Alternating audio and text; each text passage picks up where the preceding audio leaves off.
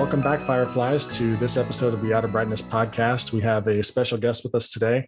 Tarik LaCour is a young Latter-day Saint scholar. He's working on a PhD in philosophy. We're happy to have him on. I became Facebook friends with him, I think a few years ago, and was really interested to see him as he and his wife were expecting the birth of their daughter, Chloe. He started having and posting conversations with Chloe on Facebook, which I found enlightening and funny. And I think it's a really, really cool thing that you did, Tarik, because I think it'll be fun for her to look back on.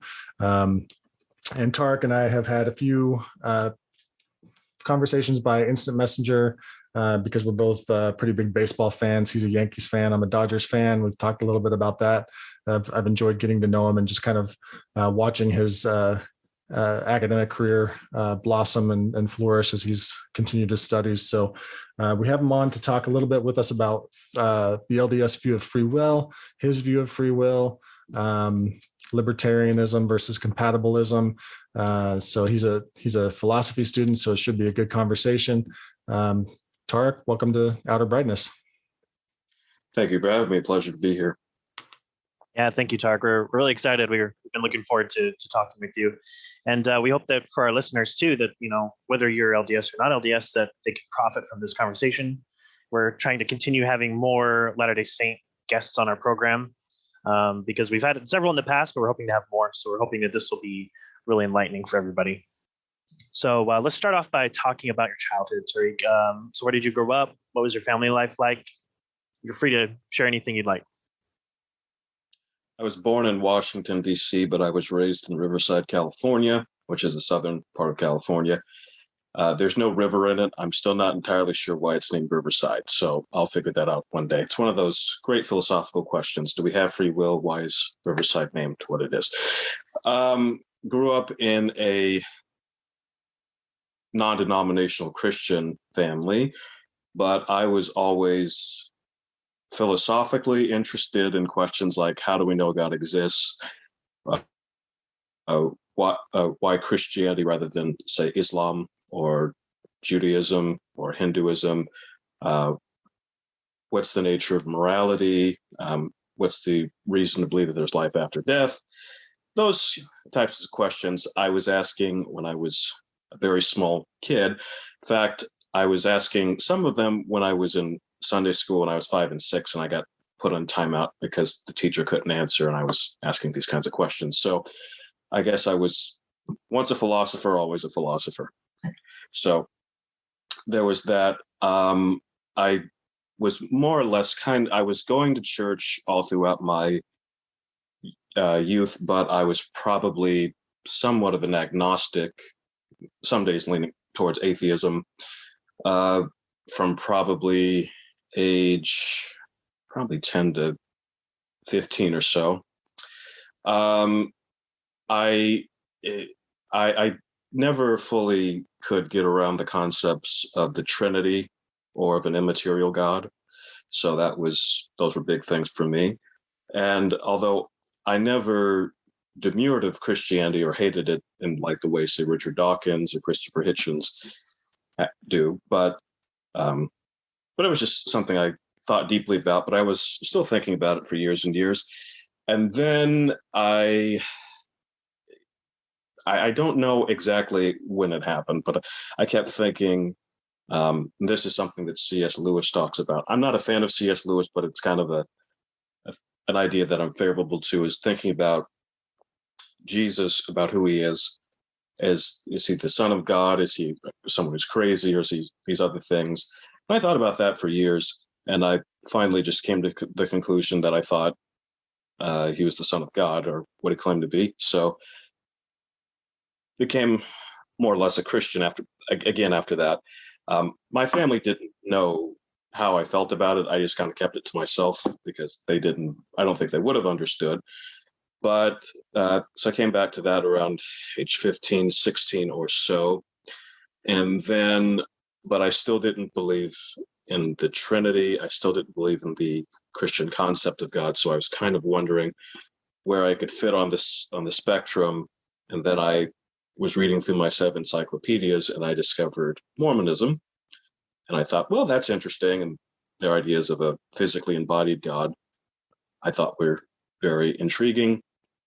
So I studied it at the church for 2.5 years, from when I was 15 to when I was 15 and a half to when I was 18, then joined when I was 18. And then I went on a mission when I was 19 to Alabama, then came back. I was 2000. So I joined the church in 2009. So I'm coming up my 12-year anniversary. And then I went on a mission in 2010, came back in 2012, went to what was then LDS Business College for 2 years, then went to Utah Valley University to do my undergraduate in philosophy. And then I decided to do a PhD in philosophy. But my view of philosophy is it needs to be connected to the natural sciences. So I wanted to go somewhere where I could also get a graduate degree in some science. I decided to do neuroscience. So I came to Texas A&M because they allow you to do both. And during that time also, so I lived in Utah for about 7 years.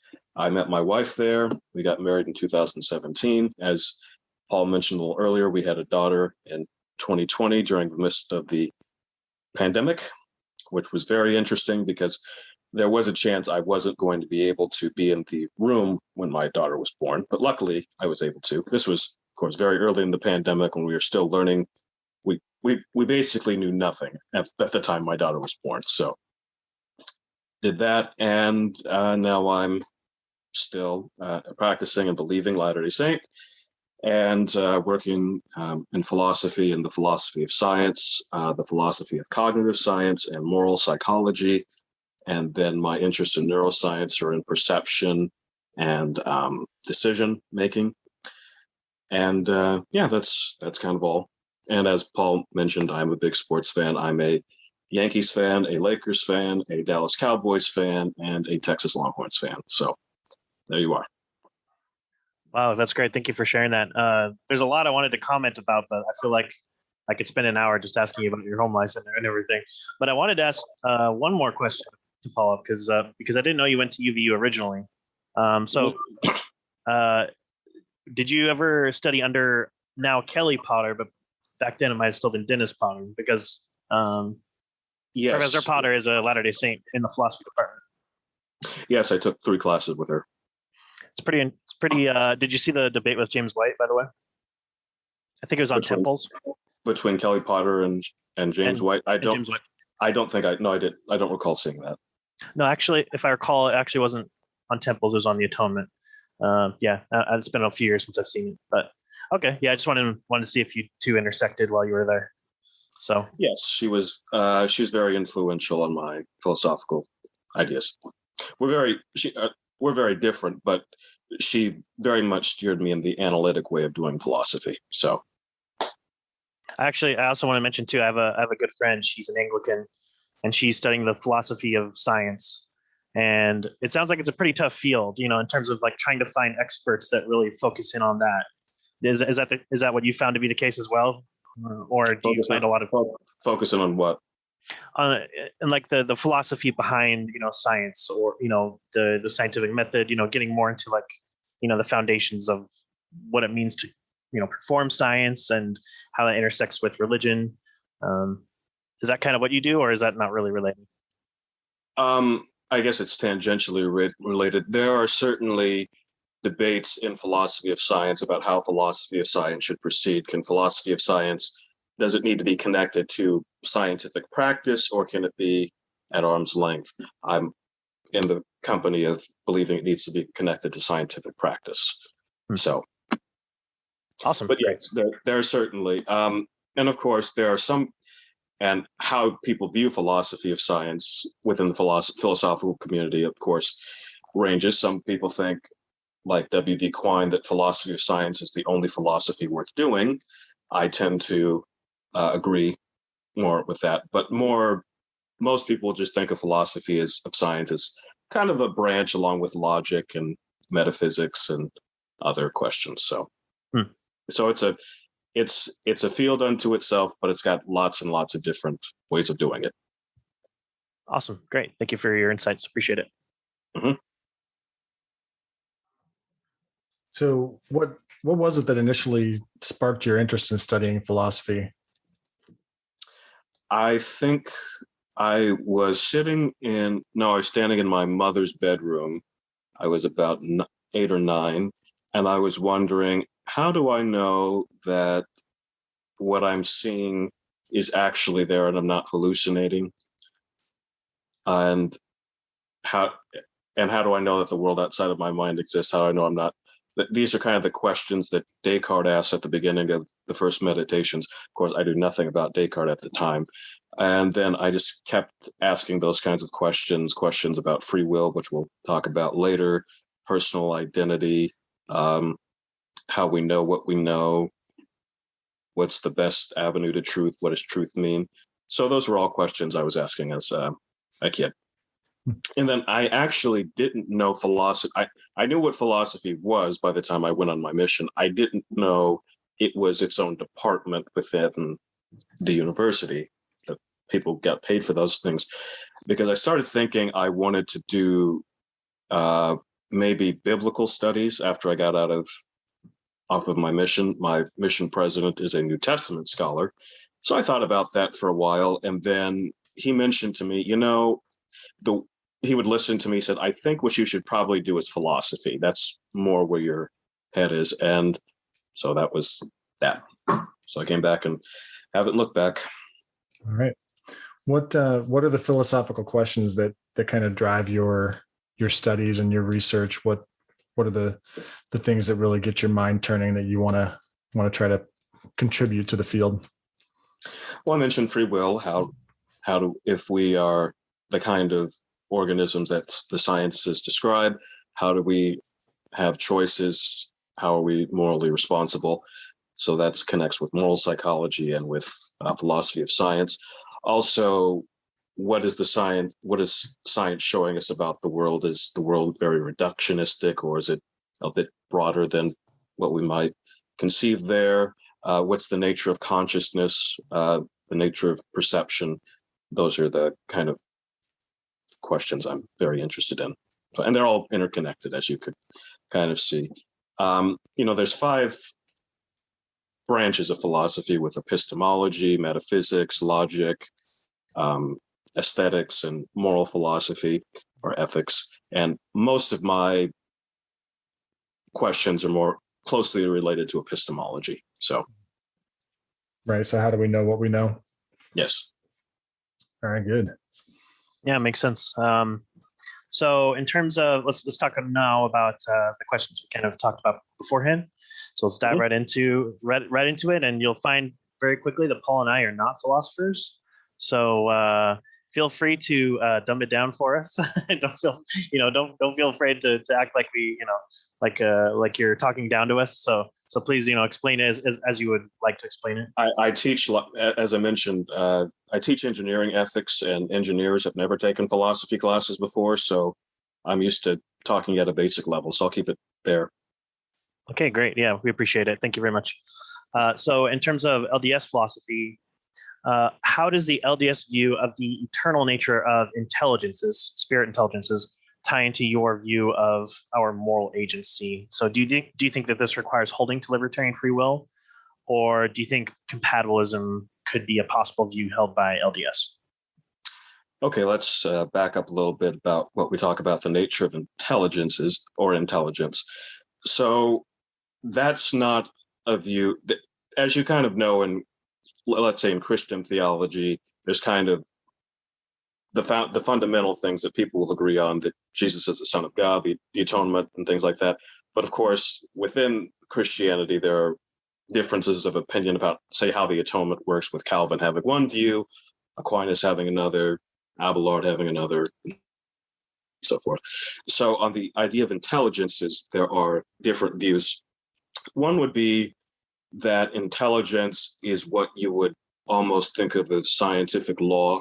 So that there's, uniformity in nature, that it works according to laws that operate independent of God having created them. That would be one view. That's similar to what Brigham Young kind of thought. And then there's another view which views intelligence as almost like people, but in embryo. So not fully what we are now, but somehow conscious beings of some sort. And they're called intelligences. They're kind of proto-humans. Excuse me. So depending on how you think about that, that will influence how you think of freedom of the will. Blake Ostler takes more of the latter view, that intelligences are uncreated, so that humans, essentially like God, have the attribute of aseity, meaning self-existence, not being created from anything else, than being somewhat necessary. My own view is I don't think that's the case. I think that matter and space and those types of things are necessary, but people are not, and that they're more emergent, as it were. So on that view, since we come to be through those types of forces, I don't see anything wrong with being a compatibilist. That is, and we should probably, for the listeners, give a little intro to what that is. So within the realm of free will, there are basically 4 views you can hold, and there are variations on each of them. But one would be hard determinism, and determinism is the view that given the past, the future can only unfold one way.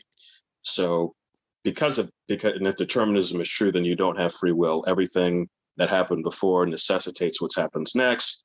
So it's like a domino. Once the first domino goes, they're all going down, and there's nothing you can do about it.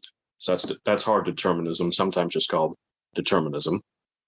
On the other side is libertarianism, which has nothing to do with the political philosophy. Although you obviously can be a libertarian about free will and a libertarian politically, but it's not necessary. And that's the view that causal determinism, which I just talked about, is false, but we have free will. So that's what I would say is the most commonly accepted view among Latter-day Saints, whether they are people in the pews or among scholars. Most are libertarians about free will. How that all works, everyone is a little different, but the main point is that they think determinism is false and that we have free will. The other type of skeptic about free will is called a hard incompatibilist. And these people will say it doesn't matter whether determinism is true or false. Either way, we lack free will. So people like Galen Strawson would be a person who is a hard incompatibilist.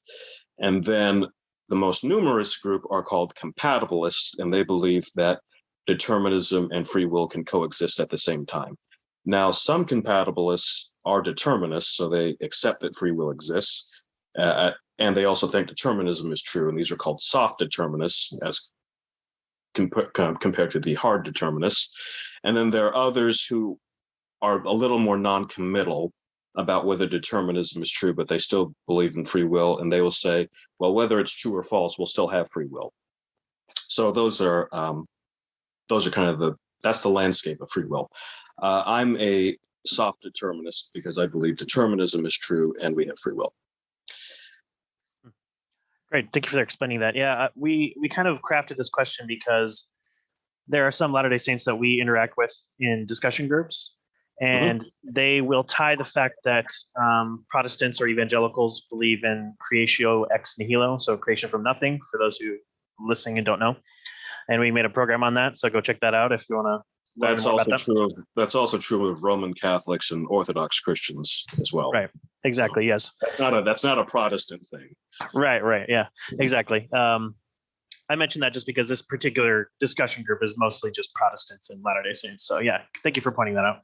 But so they would tie this idea that since we believe that God created everything from nothing, that the only choice for free will is hard determinism.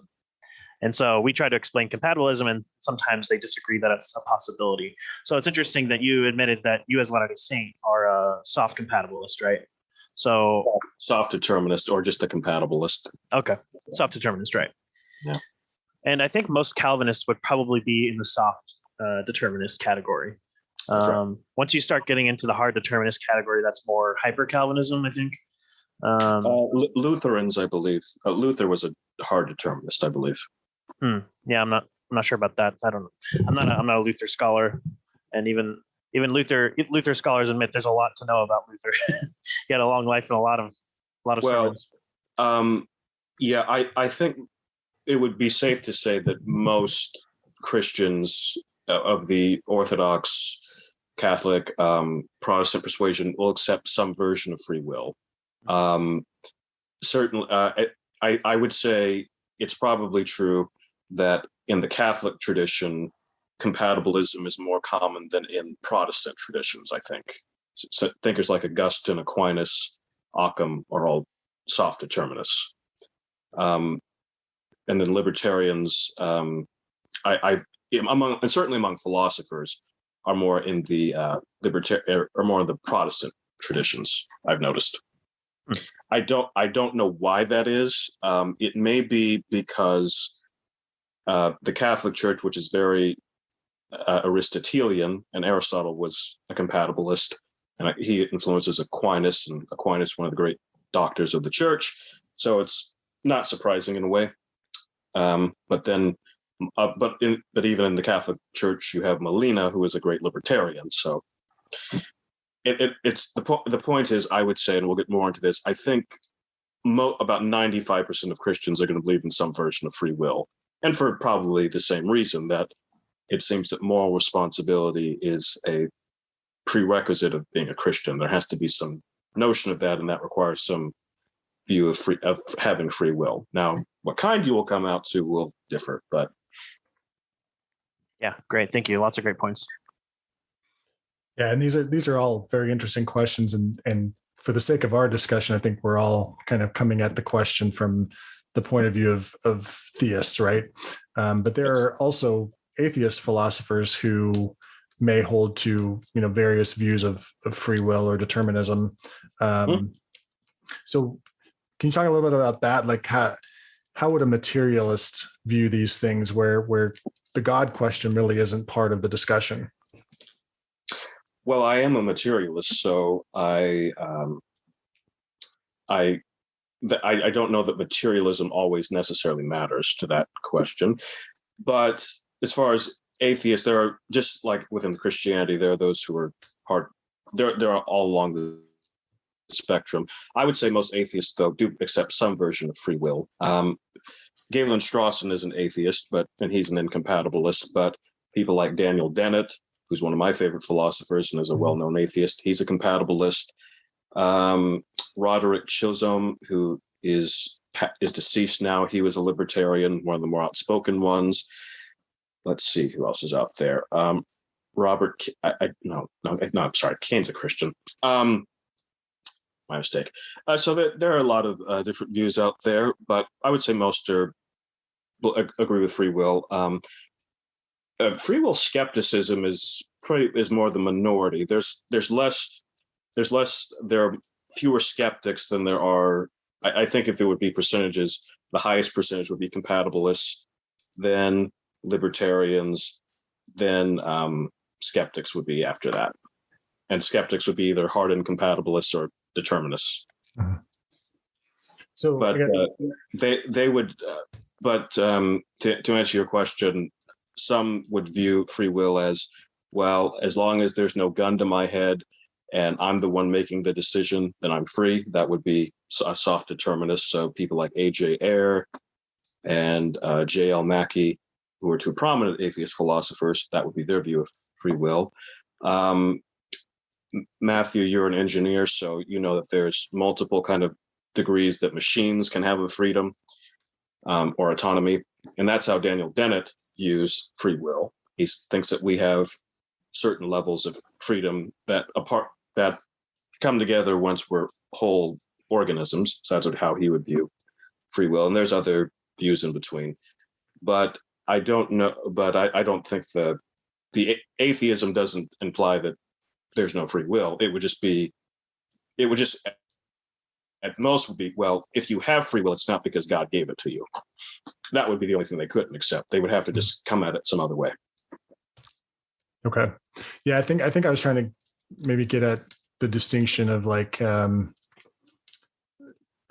so as you were saying, like where determinism, what determinism is like, once the ball is set in motion, then everything else that follows is a result of that initial kick of the ball or what have you, right? And so I think at least from my reading, some people, some philosophers who are atheists and materialists tend to view that determinism as I guess rooted in our bodily nature, right? So something bad happens to you as a child, then certain things are going to happen or going to follow from that because of your makeup, right? What happened to you as a child. So how does that play into your studies as a neuroscientist?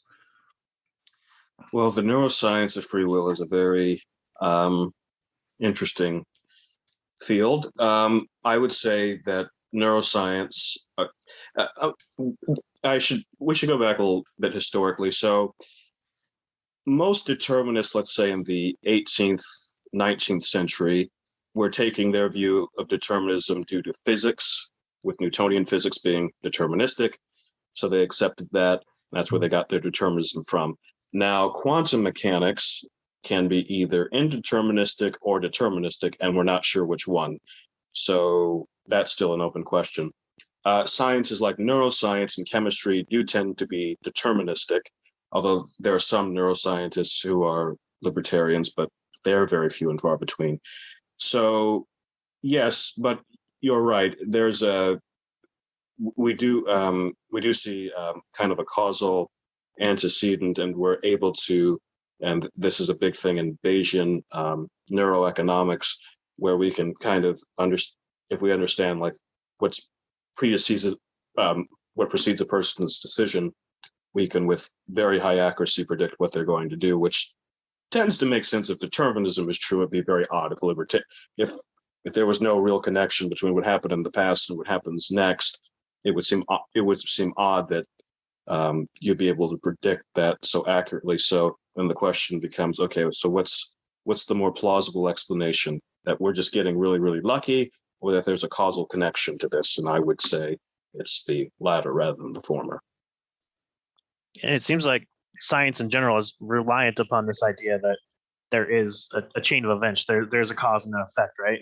If you disconnect any kind of cause from effect, you really couldn't use the scientific method, or could you? Well, I don't mean to say that libertarians reject cause and effect. It's just that they would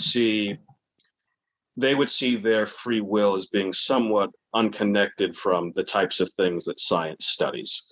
So a lot of libertarians, such as Richard Swinburne, who's one of the great libertarians today and a hero of mine, he's a substance dualist. So he thinks there's a soul and then there's the material world. And the soul is free and has libertarian free will, where determinism rules within the physical world. So Swinburne would say, well, it's perfectly fine for science to talk about those types of things, but when it comes to persons are different. They're not just material beings. So that would be his way of getting around it. Other people who are libertarians, but they are materialists, I'm thinking here Peter Van Inwagen, they will say, well, yes, but free will is just a mystery. We just can't understand it. It's like, we know we have it. We'll never explain it. It's not unlike what is talked about, what's known as kind of a pessimism about the hard problem of consciousness. They'll say, well, consciousness exists, but we'll never explain it. These are called they're not illusionists. Illusionists is something different, but they're just skeptical we'll ever solve the problem, and it's similar to that. Some people's view of free will. We know we have it. Why we have it, how it works, we won't know. We do that a lot as Christians too. A lot of times we appeal to mystery, or some things we just won't be able to understand. Mysterians, that's what they're called, Mysterians. So a person and the hard problem of consciousness, they'll say consciousness exists, we can't explain it. And that's similar to some people about free will. We have it, we'll never explain why. So, but we'll keep trying. That's not to say they don't want to shut down debate. They'll just say, we probably won't get an answer. It's probably too hard for us to figure out. Makes sense. Yeah. So, which is fine. Which is fine. I mean, there are so many questions in science, and we know. I think lots of working scientists, even the ones who are very confident in science, and I am too, will admit that there's just a lot we're never going to fully understand. We just don't have the ingenuity, the money, the time to answer all the questions. That doesn't mean that science can't answer them in principle. It's just that we're limited creatures, so there's just going to be a lot that's left unanswered, and free will may be one of the mysteries that never is conquered. So I want to follow up a little bit on where Matthew was going with this question. We often interact with Latter-day Saints who will say, if God creates ex nihilo, then God is responsible for all of the evil that occurs in the world and that humans carry out. And they'll take the view that because Joseph Smith taught that there's no such thing as immaterial matter and intelligence is a spirit essence, right? And the spirit is matter, just more refined. So they'll take that view that because humans have aseity, as you kind of alluded to Blake Ostler taking that position, but you don't. And so they'll say, humans have aseity and therefore, God cannot be held responsible for any evil that we commit. What is your view of that, since you kind of reject that idea that humans have aseity? Okay, let me make sure I understand the question. Sure. You started off by saying that many people say, the Latter-day Saints within your chat group have said, because God creates ex nihilo, therefore God's responsible for the evil that humans do. Is that correct? Correct. Okay, well, first I would say I don't think that's true. God's not responsible for. God would only be responsible for the evil that humans do if God fully controls what humans do. I don't think that follows from ex nihilo. You can create something that has agency and can act for itself, so God wouldn't be responsible for that. I don't think that follows from ex nihilo creation. And what was the second question you asked? So you said that you don't accept the idea that humans have aseity, even though that's kind of a generally accepted LDS view, even if they wouldn't use the word aseity. So what are your thoughts on that? How does your thinking on that fit within your broader LDS framework? It just I don't think it really affects a whole lot, except that you're just a contingent being like everything else. Mm-hmm. I guess. Yeah, I don't think it. And I'm not trying to put you on the spot. I'm just curious about your thinking. No, I don't. I don't think anything. I mean, this would be a view I guess I share with both of you, as you believe that mankind, that would mean men and women and non-binary as well, that they are contingent beings. That's correct? Yes. Yeah. So I would agree with that. I would just say that God is also a contingent being in some sense. But so I guess I would say that there aren't any necessary beings. There's just a lot of contingent beings there for some reason. Okay. So, or perhaps no reason. It's just ultimately my view of the universe is that it's just there and that's all. It doesn't have an explanation of why. Okay. So it sounds like, if I'm understanding you correctly, that you would take the infinite regression of God's model within an LDS framework. Okay. Yes, and that goes back to, there are multiple views on that too. One can, what's known as the King Follett sermon, where Joseph Smith talks about God was once a man as we are now. There are different ways of taking that. Blake Ostler takes the view that God has always been God, but in order to gain certain understanding of what it means to be human, he took upon himself a body, much in the way that Jesus Christ does or did, and then he learned through his experience and is now essentially embodied. So that would be why the Father has a body, the Son has a body, and the Holy Ghost doesn't yet. Or you could take the view of eternal regression, which is there's, well, not regression, maybe that's the wrong, but infinite regress view, which is there's just an infinite cycle of men becoming gods and kind of having no beginning and no end. So that would also kind of require, I think, that view makes sense if you think that the past, present, and future are all equally real, like the B theory of time says. So it is very different in that sense. So, yeah. So I do take the infinite regress view. Okay.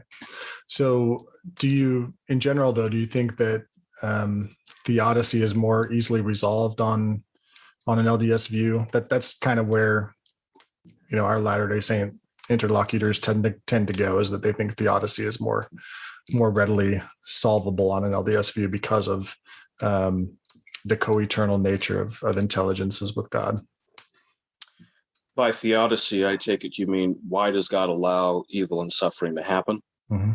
Okay. The reason I want to clear that up is people often use the word theodicy to refer to both the problem of evil and why God allows it, and those are two separate questions. So just wanted to make that distinction. I would say that there are Latter-day Saint views that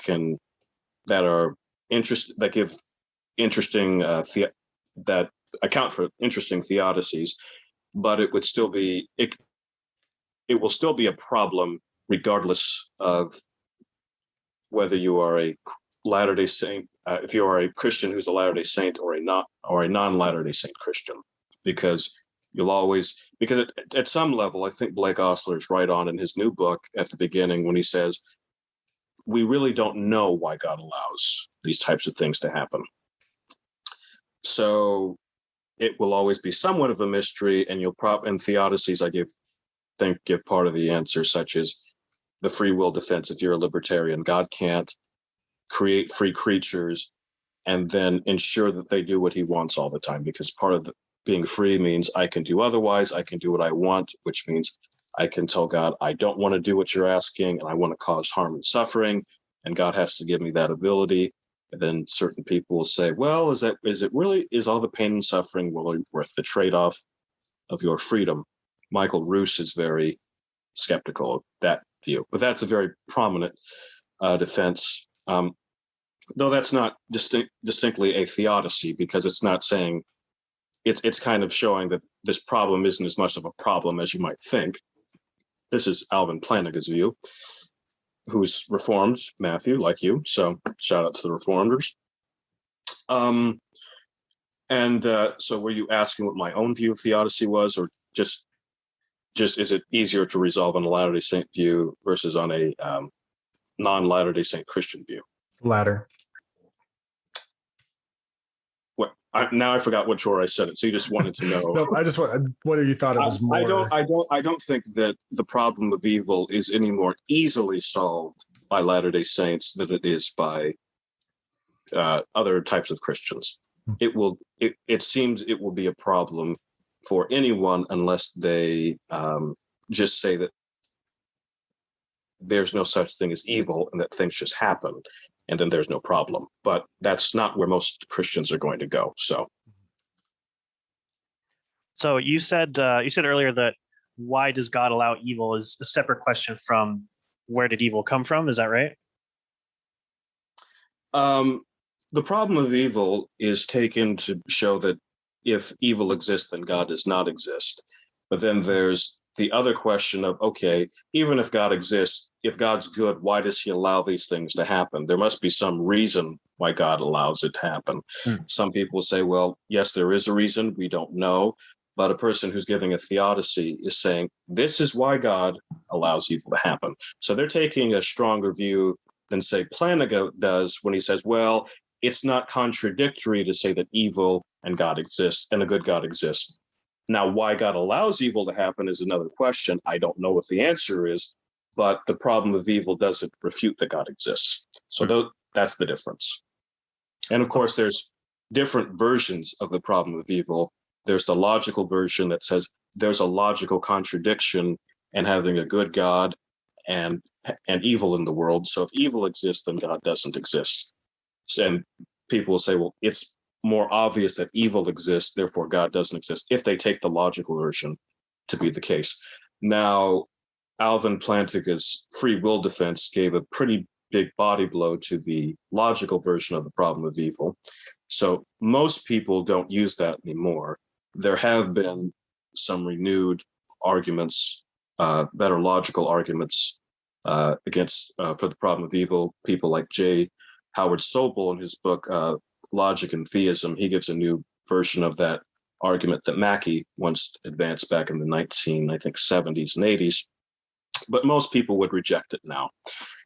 What's more common now is what's called the evidentialist or the probabilistic version of the problem of evil. It says there's no logical contradiction in God existing and evil existing, but it's highly unlikely that a good God exists given that evil exists. And then there are different ways of going about that. Some people give what's called, like John Hick would give what's called the soul building theodicy, which is in order to become the person God wants you to be, you have to go through this tremendous amount of suffering. And then people will object to that by saying things like, well, maybe that makes sense for adults who live a long time, but what about all of the kids who die in infancy? They don't really learn anything from it because they weren't alive long enough to learn. So there are different kind of views on that, but they're distinct issues, and I just wanted to make sure that the listeners understood that. Yeah, that's great. Thank you. And I was going to bring up the fact that putting myself in my shoes when I was a Latter-day Saint, I would have kind of given the same idea that you just elucidated, that the idea that suffering exists or evil exists because it's part of, the plan of redemption, eternal progression. And I would probably have appealed to the Book of Mormon, which says there must needs be opposition in all things. Have you heard that kind of defense from fellow Latter-day Saints, or how would you address that?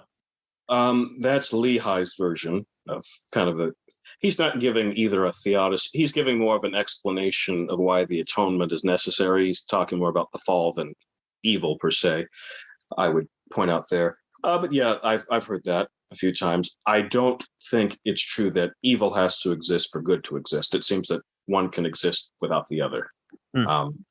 For example, it seems that God by himself being perfectly good can exist with no evil. So the two can be separate. I don't think one is dependent upon the other. And of course, even Latter-day Saints believe in heaven, there will only be good and there will be no evil. So they don't both have to exist at the same time. So yeah. I think Lehi is trying to give a story to his son and explain some very tough things, but he's not doing technical philosophy. So I think there's some things there that are not correct. Although I agree with the overall arc of what he's saying. Okay. Yeah, great. Thank you for addressing that. That's kind of the one text I wanted to bring up with you, because I know that's one that I commonly referred to, when I was LDS, in terms of like, why did evil exist? And I would kind of point to that. We thank you for tuning into this episode of the Outer Brightness Podcast. We'd love to hear from you. Please visit the Outer Brightness Podcast page on Facebook. Feel free to send us a message there with comments or questions by clicking Send a Message at the top of the page, and we would appreciate it if you give the page a like. We also have an Outer Brightness group on Facebook, where you can join and interact with us and others as we discuss the podcast, past episodes, and suggestions for future episodes, etc. You can also send us an email at outerbrightness@gmail.com. We hope to hear from you soon. You can subscribe to the Outer Brightness podcast on Apple Podcasts, CastBox, Google Podcasts, Pocket Casts, Podbean, Spotify, and Stitcher. Also, you can check out our new YouTube channel, and if you like it, be sure to lay hands on that subscribe button and confirm it. If you like what you hear, please give us a rating and review wherever you listen and help spread the word. You can also connect with Michael the ex-Mormon apologist at FromWaterToWine.org, where he blogs, and sometimes Paul and Matthew do as well. Music for the Outer Brightness podcast is graciously provided by the talented Brianna Flournoy and by Adams Road. Learn more about Adams Road by visiting their ministry page at adamsroadministry.com. Stay bright, fireflies. Lord, to whom shall we go? You have the words of eternal life, and we have believed and have come to know.